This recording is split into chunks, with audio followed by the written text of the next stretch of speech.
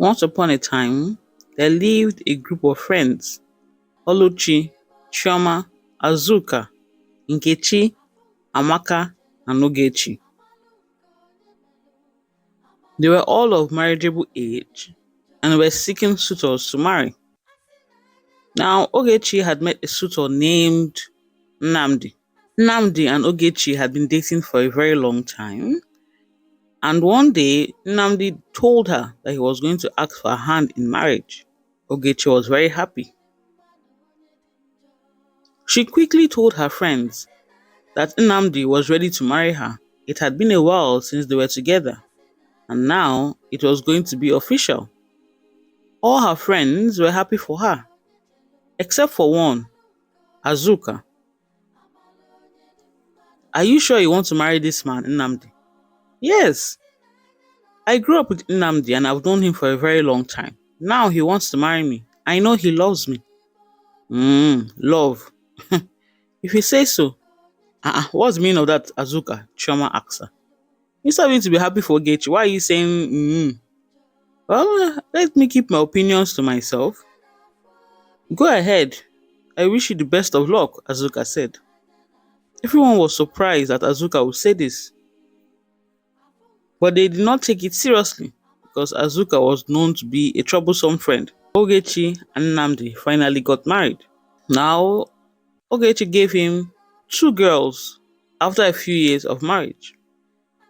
Because she had many household chores, she requested for a maid to stay with her. But after a few months, her maid became pregnant. Ogechi was very upset. She told her friends, "What is this small girl getting pregnant for?" Ogechi said, "Is it not the other day that you brought her to your house?"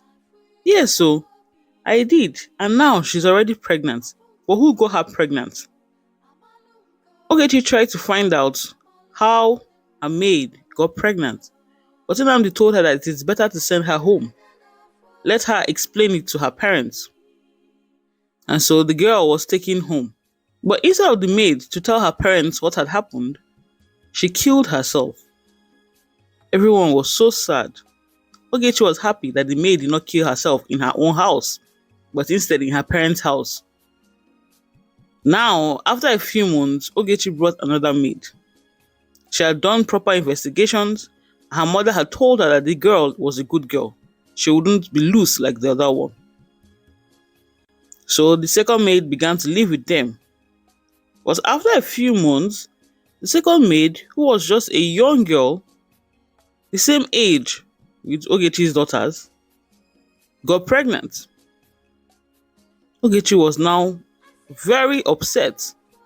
What is the meaning of this? Why are all my maids getting pregnant? Her husband tried to calm her down. It's okay, these young girls of nowadays, you think they're good, but they're not. Ogechi told her friends. And Oluchi said, again?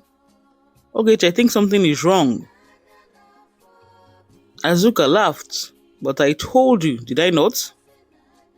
What is the meaning of that, Azuka? Is that what we should be saying now? We need to find out why these girls are getting pregnant. Now, after Ogechi left, Amaka, one of the friends, went to see Azuka. Azuka, this thing you've been saying has been bothering me. It's as if you know something and you're not telling us.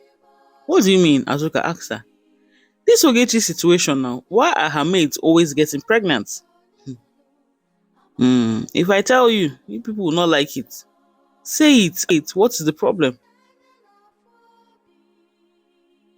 2 of her maids got pregnant in the same house. What do you think is happening in that house? Amaka was surprised to hear this. In her house?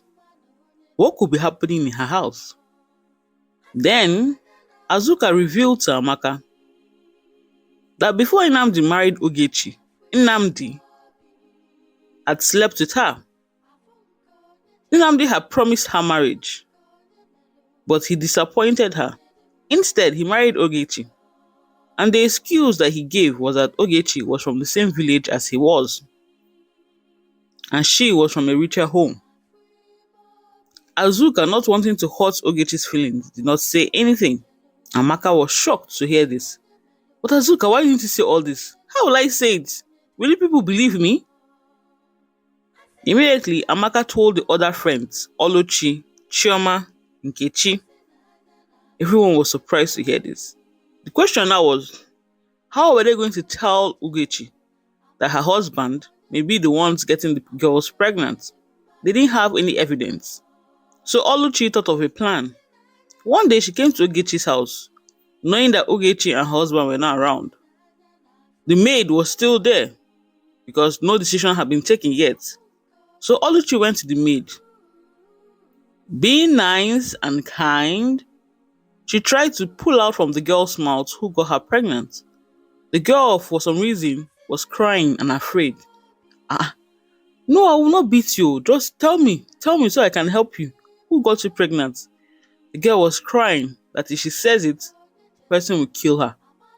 Then Oluchi began to become afraid. Hey, is it that serious? Tell me, I will not tell anyone. And then the maid called Nnamdi's name. Nnamdi was the one that got her pregnant. The first time he had attacked her and threatened her that if she told anyone, he would kill her. Oluchi was so scared. How can they tell Ogechi this type of thing? But Chioma said they had to tell Ogechi. Ogechi had to know who she was living with. So one day they called Ogechi out, and all the ladies told Ogechi all they knew about Nnamdi, even Azuka. Ogechi was very upset. Is it because none of you are married, that is why you want to destroy my marriage? What is the meaning of that? I have known Nnamdi since he was a young boy. He cannot kill anyone. He's a nice person. What type of jealousy is this? We're telling you the truth, Ogechi, Chioma said. How are we going to lie to you? What of Azuka here that has slept with him? Well, that was before he married me. Azuka is just a bitter person, that is all. Me, Ogechi, bitter. You see, this is why I didn't want to say anything. Have you seen it now? Me, I'm going. Then Azuka left. Immediately Azuka left, Ogechi left. The other girls, the other friends, were surprised. They knew Ogechi as a smart person. But how is it that she's so dumb? Now, Ogechi immediately went home, thinking of what her friends had said. She quickly packed the maid's things and told her to go home and send the girl back home. What's wrong? Nnamdi asked her. Why are you sending her home? Is it true? Ogechi asked him. Is it true that what? Nnamdi asked. Is it true that you slept with Azuka? Did you sleep with these maids? Me? Nnamdi said. No, it cannot be. I can never do such a thing to hurt you. He talked and talked, and Ogechi believed him. Now, after a few weeks, Ogechi became sick. At first, she couldn't see. Then her legs couldn't walk. Her hands couldn't walk. Because she had fought with her friends and told them to get away from her life, none of them came to see her. The only person who was taking care of her was Nnamdi, but Nnamdi didn't take good care of her. But then, in her bedridden state, blind and paralyzed, Ogechi began to hear the weirdest things happening in her house. She could hear Nnamdi bringing different women into her home. And her daughters would tell her one auntie or the other came, but none of them were her friends. The women would laugh and go to her matrimonial room and come out. Eventually, Ogechi began to understand what she was hearing. But the problem was she couldn't do anything about it. She was now crippled and blind. She began to cry, wishing that her friends or her family were close to her. But her husband had convinced her to keep away from everyone. Now, what Ogechi did not know was her friends were trying to see her, but Nnamdi did not allow them. Nnamdi threw them out, chased them out, and told them never to come near his wife. They were trying to destroy their marriage. Oluchi did not like this. We have to act fast. We have not seen Ogechi for months now. Something is really wrong. Even if she's angry with us, at least won't she go to the market? You're right, Oluchi. But what can we do now? What can we do? Then Nkechi came up with a plan. One day, Nnamdi, on his way back from the shop, saw a beautiful girl who had fallen down with wound on her leg. He stopped to help her, and the woman said that she tripped on something and fell. As she spoke, Nnamdi was admiring her body. "I'm here to help you," he said. "Don't worry." He carried her and took her home. Shouldn't you take me to the herbalist? Don't worry. I will get the herbalist for you. In the course of trying to help the woman, Nnamdi began to sleep with her. However, a problem arose. His private part was now stuck. He began to scream, but the woman shouted, "Why are you screaming? Didn't you enjoy it now?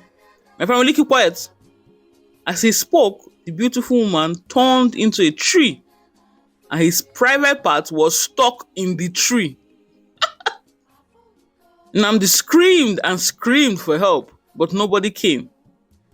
But however, from nowhere, Oluchi, Chioma, Azuka, Nkechi, and Amaka, they burst in with Ogechi's family members. Ogechi, although blind and paralyzed, could speak. She was shouting, "Who's there? Who's there?" So some of her family members went to her. Others went straight to Nnamdi's room. "What are you doing here?" he shouted. Oluchi laughed. "So you fell for our trap." Behind them was the Ezemo. And the Ezemo told Nnamdi that if he wanted to be free of the tree, he had to confess. At first, Nnamdi did not want to, but the Ezemo told him the longer he stayed there, his private part would become part of the tree and it would cut off from his body. Nnamdi screamed, I will confess. He confessed that he was the one that got the first maid pregnant. And because of fear of him, she had killed herself. He also got the second maid pregnant. Now, to stop his wife from questioning him, he had begun to poison Ogechi. And slowly, Ogechi was dying. The Ezemo turned to Ogechi, used his staff on her head, and Ogechi became well again. She could see and she could walk. But by the time the Ezemo could free Nnamdi from the tree, his private part had shrunk. It was as small as his finger. And everyone laughed at him because there he was, standing naked with a very small manhood. Nnamdi was so ashamed of himself. Ogechi finally had the courage to leave him and take her children with her.